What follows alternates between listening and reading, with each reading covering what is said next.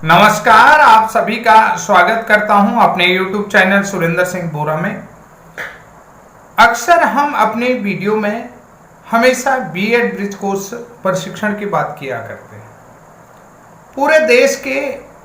BEd शिक्षक या जो है कि डीएलएड शिक्षक ये जानना चाहते हैं कि आखिर ये ब्रिज कोर्स क्या भला है, कि अक्सर मैं जो है कि ब्रिज कोर्स के बारे में ही बात करना चाहता हूँ। बहुत सारे डीएलएड प्रशिक्षित साथी जो इस समय सरकारी प्राथमिक विद्यालयों में विभिन्न राज्यों के कार्यरत हैं, या यूँ कहो कि जो विभिन्न राज्यों के गवर्नमेंट प्राइमरी स्कूल है वहाँ पर सेवारत शिक्षक, चाहे वो बीएड हो या चाहे वो डीएलएड हो, कि आखिर ये जो ब्रिज कोर्स है ये कौन सी बला है और ये ब्रिज कोर्स कब का है और ये कब हुआ था या कब होगा, कि ये एक कंफ्यूजन क्रिएट करता है। सबसे पहली बात कि ब्रिज कोर्स का संज्ञान अक्सर बीएड प्रशिक्षितों को तब आया जब एनसीटी का 28 जून 2018 का नोटिफिकेशन आया। 28 जून 2018 के नोटिफिकेशन आने के बाद देश में अभी तक कहीं भी ब्रिज कोर्स नहीं हुआ है, और 28 जून 2018 के नोटिफिकेशन के आधार पर तमाम राज्यों में, देश के विभिन्न राज्यों में बीएड प्रशिक्षित अभ्यर्थी जो कि प्राथमिक विद्यालयों में शिक्षक बन चुके हैं, चाहे वो केंद्रीय विद्यालय हों या अन्य एपीएस के हों और किसी अन्य सरकारी उपक्रम में जो भी केंद्र द्वारा संचालित विद्यालय हैं उनमें हों, या जो है कि राज्य स्तरीय विद्यालय हैं जो एनसीटी के गजट नोटिफिकेशन 2018 के बाद शिक्षक बन चुके हैं। उन शिक्षकों को भी नहीं मालूम है कि आखिर ये ब्रिज कोर्स चीज क्या है और क्यों ये बार बार ब्रिज कोर्स के बारे में बात कर रहे हैं। ब्रिज कोर्स प्रशिक्षित अभ्यर्थियों की कौन सी ये याचिका लगी है, जो हाई कोर्ट में याचिका लगी है, जो सुप्रीम कोर्ट में लगी है, यहाँ तक कि यूपी के 69,000 शिक्षकों के जो लीडर हैं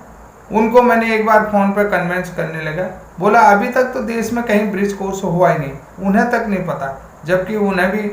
वो गवर्नमेंट शिक्षक बने हुए उन्हें भी काफ़ी समय बना है। तो बोला कि अभी तक तो ब्रिज कोर्स हुआ ही नहीं। अब जो है कि अधिकतर जो बीएड प्राथमिक शिक्षक साथी हैं वो जानना चाहते हैं कि क्या आप होने वाले उस ब्रिज कोर्स के बारे में बात कर रहे हैं जिसमें माननीय सर्वोच्च न्यायालय ने 8 अप्रैल 2024 को अपना फैसला सुनाया है, जो अब करवाया जाएगा। लेकिन बहुत सारे साथी ये भी जानना चाहते हैं कि अगर जब ब्रिज कोर्स जैसा प्रशिक्षण एनसीटी की तरफ से करवाया जाता तो देवेश शर्मा वाले केस में बीएड प्राथमिक शिक्षा से बाहर ही क्यों होता है। तो बीएड जो है कि प्राथमिक स्तर से बाहर होना ब्रिज कोर्स का एनसीटी द्वारा न करवाया जाना भी है। लेकिन साथियों, आप सभी लोगों को इस ब्रिज कोर्स जैसी बला के बारे में जानना जरूरी होगा। इसके लिए आपको मानव संसाधन विकास मंत्रालय की वेबसाइट में जाना होगा और एनसीटी की वेबसाइट में जाना होगा, जहां पर ब्रिज कोर्स प्रशिक्षण से संबंधित जानकारियां उपलब्ध हैं। आपको ये सभी बातें ध्यान में रखनी पड़ेंगी कि आरटी एक्ट 2009 1 अप्रैल 2010 से पूरे देश में लागू हो गया था। वहीं से इस ब्रिज कोर्स का ओरिजिन होता है और 31 मार्च 2019 तक ये पूरी तरीके से अस्तित्व में आकर के इसको वहीं पर स्टॉप भी कर दिया गया था, क्योंकि आरटी एक्ट निःशुल्क एवं अनिवार्य बाल शिक्षा अधिकार अधिनियम की एक शर्त थी कि कक्षा 1 से 8 तक पढ़ाने वाले सभी शिक्षकों को जो अप्रशिक्षित है उनके पास पढ़ाने के लिए मिनिमम क्वालिफिकेशन अनिवार्य रूप से पूर्ण करनी है। तो ये मिनिमम क्वालिफिकेशन होने के बाद ही वो जो है कि शिक्षक के रूप में बने रह सकते हैं। तो आप सभी लोगों को मैंने बता दिया है। 10 अगस्त 2017 का एमएचआरडी का वो नोटिफिकेशन देखेंगे, 3 अगस्त 2017 का मानव संसाधन विकास मंत्रालय का वो डायरेक्शन देखेंगे, 17 अक्टूबर 2017 का मानव संसाधन विकास मंत्रालय नई दिल्ली की उस अधिसूचना के बारे में जानेंगे।